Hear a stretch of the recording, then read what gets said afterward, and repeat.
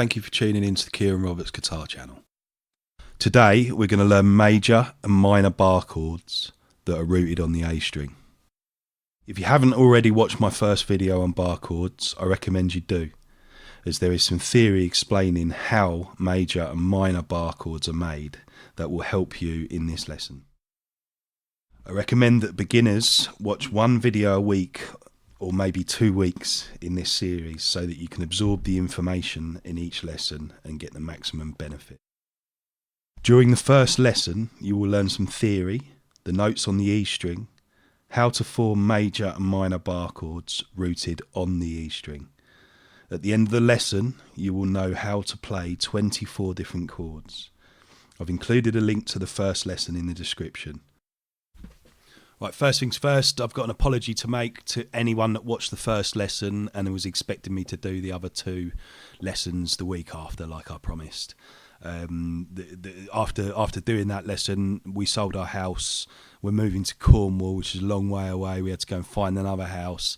Everything's just been a bit of a whirlwind, and up until now, I haven't found time. I will get the other ones done as soon as possible. If there's a delay for the third one, please bear with me. I'm moving. You can see all the boxes behind me in the video. All right, thank you. Okay, let's learn these bar chords rooted on the A string. Hello. So this is the first lesson we're going to do, the second lesson in this series of lessons on bar chords. Today we're going to learn about bar chords rooted on the A string. If you've watched the last lesson, you're going to realise that I'm going to go into some theory. It's less than the last lesson. Hopefully you've learnt the stuff from last lesson. It's kind of important you have. It's kind of important you know how to find those chords on the E string, you know the notes on the E string. I don't recommend that you go further forward with this lesson if you don't, because you're just going to confuse yourself and you're never going to learn the chords. But anyway, so we're going to go and do this little bit of theory. It won't be long, I promise, and then we'll come back and I'll talk about playing them on the guitar. All right, cheers. Right, onto the theory. I'll give you a bit of good news. If you have learnt the stuff from the last lesson, then you don't have to learn the notes on the A string this week, like you learnt the notes on the E string. Because if you learnt the musical alphabet, that is the notes on the A string. We start with an open string, which is an A, and then the first fret is an A sharp, so on and so forth. I've included the musical alphabet slide from last lesson in case you're confused or you haven't learnt the information from last lesson. And that is the notes on the A string on the guitar, same as the notes on the E string, but they start with an A. Simple. So, if we already know the notes on the A string, we're halfway there, I hear you say. And well, we are, yeah.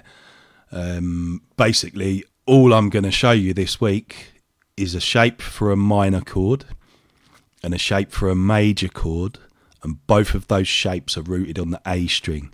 Now, it's important that you grasp that concept. Don't get confused between the chords between the A rooted chords and the E rooted chords. Last week the shapes I gave you were for chords rooted on the E string. So when you want to find the chord, you count or find the note you're looking for on the E string and you play that shape. This week you look for the note on the A string and you play these shapes. They are different shapes. But other than that, that's it. That's simple as. If you've done the work last week and you've learnt all that, this week's going to be easy, and it's going to give you, like I said, that F chord that's hard to play on the E string. You can now play on the A string. Okay, so back to the guitar, where we're all familiar and happy. So there's 2 shapes today. You'll have the slides in the description. I'll give you a download pack, like I did with the last lesson. So the 2 shapes are a major and a minor chord rooted on the A string. So if I play this here, that's a D note. We know that because we learnt the notes on the A string, didn't we? That's a D note. And if I play this shape here, you can mind my finger. It's rude.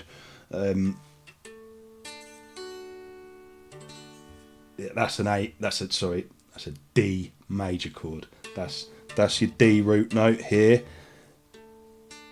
and that's your root third and fifth, basically. So that's your D major chord. If we flatten this note here, this string on the B string, we flatten that note, so we put our fingers like this, like the major shape for the E string rooted chords, but we're on the A string now, so this is now the minor shape. That's your minor chord. D minor, D major, happy, sad. Yeah. So a lot of questions about bar chords. The familiar normal ones are, can you play this note here? Can you play this note here on an A rooted bar chord? The answer is yes, you can. If we look at the notes, that's an A note. So if we look at the notes in a D major chord, we have D, F sharp, and A. The A is the fifth note of the chord. So if we play that note there, it's part of a D major chord. It's not going to make a massive difference. One thing I will say, if you're playing on your own, it can add a bit of a depth to the chord. If you're playing with a bass player, adding that note can add muddiness. You're down in the register there. You're quite low frequency, and it may muddy with the bass note, the bass player. If you're playing a D major chord, your bass player is probably playing a D major note. If you play an A in your bass in the chord, it might sound great on your own, but with a bass player, it might sound muddy. So if you're playing with a band or something, all I do is move your finger down. Don't bar like that, like an E major chord. Bar with your finger not on top of the E chord, the E string, but touching, the tip of your finger is touching the E string. And if you play it like that, the tip of your finger will mute the E string. It won't sound, even if you hit it with your thumb.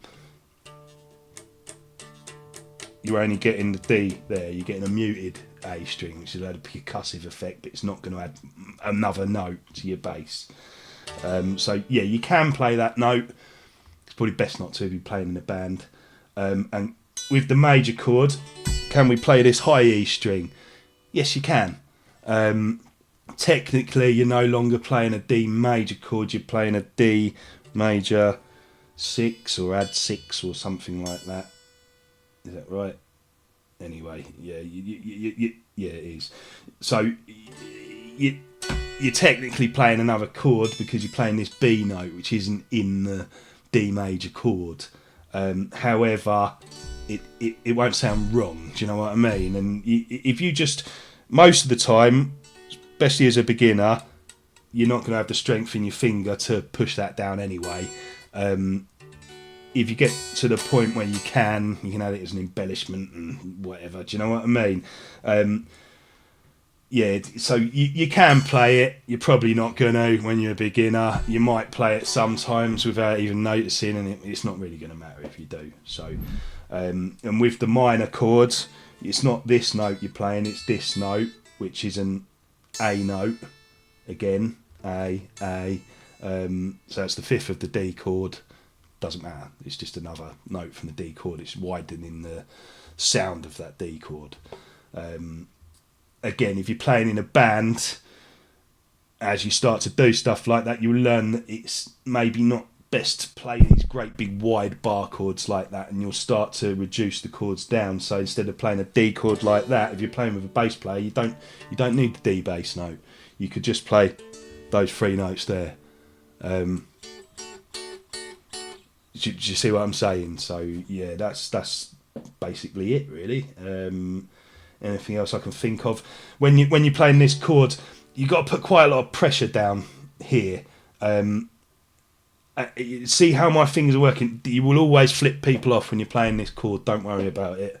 And you've got to really pull. You can see my wrist. You can see the tendon in my wrist there for that finger really coming out. If you're struggling with that and you're getting dull notes, just put your little finger on top of it and use your little finger to help this finger go down. Little things like that really make a difference. and that really is not cheating. That's helping yourself. That's easier because you see the fingers there are pointing like down, how we traditionally get taught to play chords, open chords and that. With bar chords, apart from this one, you're going to have to learn to do flat fingered chords like this. So benefits of being able to play these now. Well, let's look at, if I'm going from an A chord to a D chord. Last week, that's how we do it. We go all the way down there. Now, if that's a quick change or a high tempo, it's a long way to go, yeah? So now if we want to go from an A chord to a D chord, A chord to D chord, it's the same fret.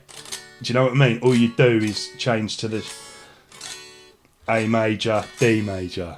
Do you know what I mean? It's so easy. You've got an F here. That's the hard one, the hard E chord F. Playing down here gets harder to form these bar chords. You can now play an F here. It's the same chord. Listen. It opens up so much on the guitar. You'll always find you'll have a chord down here and a chord up there for every chord. So if you're playing down here, you don't go down there anymore, you can go here, and it makes it so much easier to do those fast chord changes. What I'll do is I'll try and include a backing track and some sheet music or something for you to play along to something this time again, in the little pack. That link to that will be in the description. And I hope you enjoy this week. Make sure you learn those A string notes. C, C sharp, D, D sharp, E. Make sure you learn that. And then go and just play your heart away. You can play so many songs, major and minor chords. The world's opened up now. Do you know what I mean? You now know all the major and minor chords there are. And you know 2 places for each chord on the neck. That's 48 chords, you know now. In 2 weeks, that's pretty good going, yeah. All right, I'll see you next time. Just a quick note: there's 3 sheets of music in the little zip that I've given you. Take note of the highlighted bits. There's some repeat signs, so that in one of the songs the intro was repeated, and then there's another section repeated before you play through the rest. And one of the songs has also got a key change in it, so you're going to get nice and comfortable during the first half playing those chords, and then you're going to get a key change, and it's going to be loads of sharps. But you're going to know how to do that, ain't you? So enjoy it.